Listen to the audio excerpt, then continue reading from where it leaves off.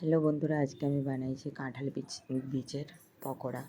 তো কাঁঠাল বীজের পকোড়া কিন্তু খেতে সুন্দর হয়। তো চলো ভিডিওতে আসি।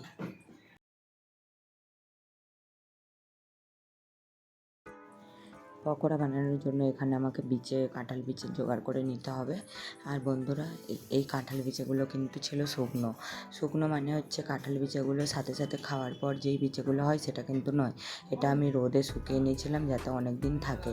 আর আমি বাড়ির থেকে আসার সময় এবারে এই কাঁঠাল বীজগুলো বাড়ি থেকে নিয়ে এসেছিলাম। তার কারণ এখানেও কাঁঠাল পাওয়া যায়, কিন্তু আমরা কেউ কাঁঠাল খাই না। বাড়ির লোক খেয়েছিল, সেই বীজগুলো আমি শুকনো করে ধুয়ে নিয়ে এসেছিলাম। তো দেখো, বীজগুলো কিন্তু সুন্দর আছে। এইভাবে তোমরা কিন্তু বীজে সংরক্ষণ করেও রাখতে পারো, অনেক দিন কিন্তু থাকে, এতে কিন্তু খারাপ হয় না। এইভাবে আমি বীজগুলো প্রথমে ছাড়িয়ে নেব, তারপর আমি এগুলোকে সেদ্ধ করব ধুয়ে নিয়ে। আর এই অবস্থাতেও সেদ্ধ করা যায়, কিন্তু এই অবস্থাতে সেদ্ধ করব না, যেহেতু শুকিয়ে গেছে ছাড়ানো একদম ইজি। তাই আমি এইভাবে কাঁঠাল বীজগুলো আগে প্রত্যেকটাই ছাড়িয়ে নেব। যেগুলো দেখো একটু নষ্ট হয়ে গেছে বলে মনে হচ্ছে সেগুলো ফেলে দেব। তো এইরকমভাবে প্রত্যেকটা বীজে আমি ছাড়িয়ে নিয়ে ধুয়ে তারপর আমি এগুলোকে সেদ্ধ করে নেব।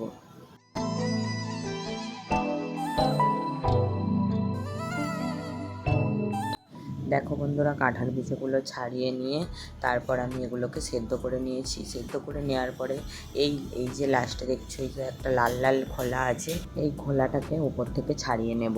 এই ছাড়ানো একদম ইজি, এরকম একটু চিপলেই খোলাটা উপর থেকে অটোমেটিক ছেড়ে যাবে। তো এইভাবে বা নোকে করে একটু তুলে নিলেই খোলাগুলো ছেড়ে যাবে। তো এইভাবে খোলাগুলোকে ভালো করে ছাড়িয়ে নিয়ে আমি এগুলোকে একটু গুঁড়ো করে নেব। তো এগুলোকে বেটে নেওয়ার জন্য আমি শিলনোড়া বা মিক্সি ইউজ করছি না।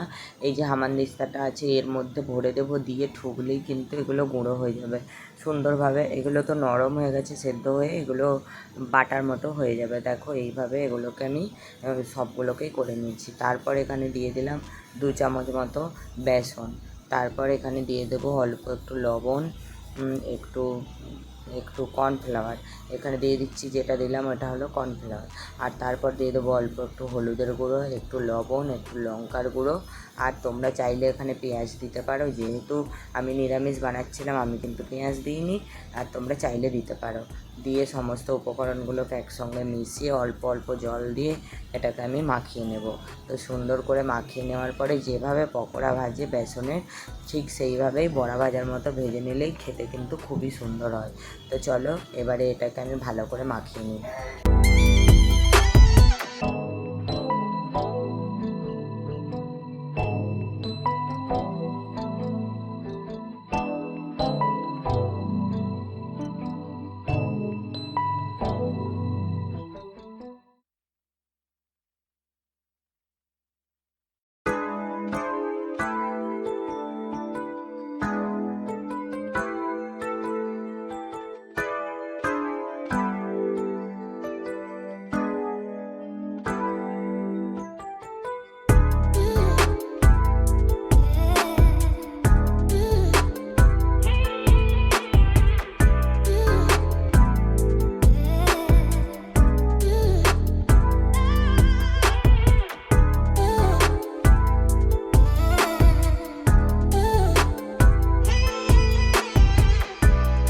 মাখানোটা রেডি হয়ে গেছে। এবার আমি কড়াইয়ের মধ্যে তেল দিয়ে দিলাম।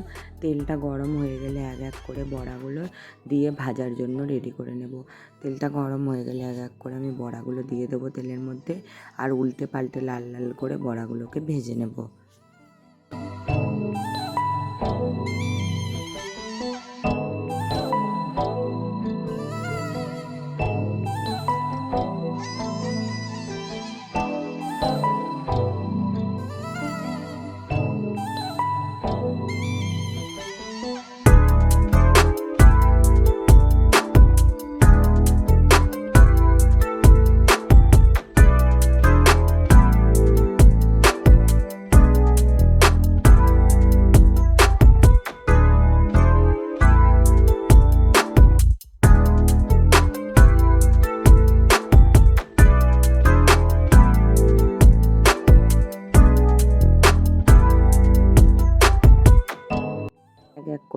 উল্টে দিচ্ছি, এইভাবে উল্টে দিয়ে আমি বড়াগুলো ভেজে নিচ্ছি।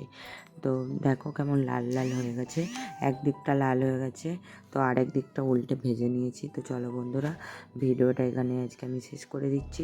আবারও আসবো নতুন ভিডিও নিয়ে তোমাদের কাছে খুব তাড়াতাড়ি। ততক্ষণ তোমরা ভালো থেকো, সুস্থ থেকো আর সাবধানে থেকো। টাটা বন্ধুরা।